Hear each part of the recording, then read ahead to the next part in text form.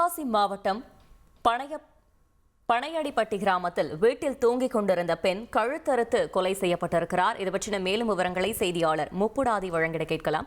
முப்புடாதி, வணக்கம். இந்த சம்பவம் தொடர்பான முழு தகவல்களை சொல்லுங்க. வணக்கம். தென்காசி மாவட்டம் பாவூர்சத்திரம் அருகே உள்ள பனையடிப்பட்டி கிராமத்தை சேர்ந்தவர் பரமசிவன். இவருக்கு திருமணமாகி உமா என்ற மனைவியும் 2 மகன்களும் உள்ளனர்.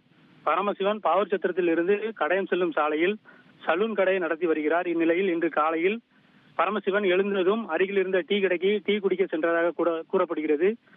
அவரது 2 மகன்களும் இரவில் அவரின் ஊரின் அருகே கபடி மேட்ச் நடந்ததாகவும் அதனை பார்த்துவிட்டு வீட்டின் மொட்டை மாடியில் சென்று தூங்கியதாகவும், உமா மட்டும் கீழே அறையில் தூங்கியுள்ளார். அப்பொழுது உமா தனியாக இருந்ததை நோட்டமிட்டு வீட்டின் உள்ளே புகுந்த மர்ம நபர் கத்தியால் உமாவின் கழுத்தை அறுத்து படுகொலை செய்துவிட்டு தப்பி சென்றுள்ளார்.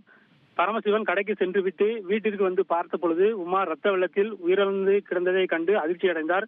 உடனடியாக பாவூர்சத்திரம் போலீசாருக்கும் தகவல் அளித்த நிலையில் பாவூர்சத்திரம் போலீசார் நேரில் வந்து உயிரிழந்த உமாவின் உடலை மீட்டு பிரேத பரிசோதனைக்காக தென்காசி அரசு மருத்துவமனைக்கு அனுப்பி வைத்து விசாரணை மேற்கொண்டு வருகின்றனர். சம்பவம் நடந்த இடத்தில் ஆலங்குளம் டிஎஸ்பி மற்றும் போலீஸ் உயர் அதிகாரிகளும் விசாரணையை மேற்கொண்டு வருகின்றனர்.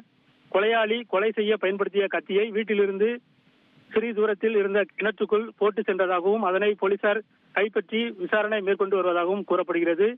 இச்சம்பவம் பாவூர்சத்திரம் பகுதியில் பெரும் பரபரப்பை ஏற்படுத்தியுள்ளது. கொலையாளியை போலீசார் வலைவீசி தேடி வருகின்றனர். தகவல்களுக்கு நன்றி முப்புடாதி. செய்திகளை உடனுக்குடன் தெரிந்து கொள்ள உடனே சப்ஸ்கிரைப் பண்ணுங்க.